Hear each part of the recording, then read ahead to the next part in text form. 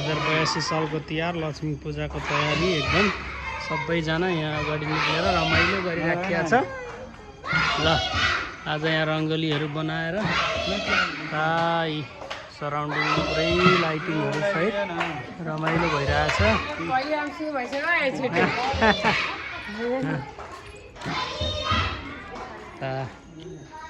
रङ्गोलीहरू बनाएर भर्खरै एक फुल भैली खेलेर गए।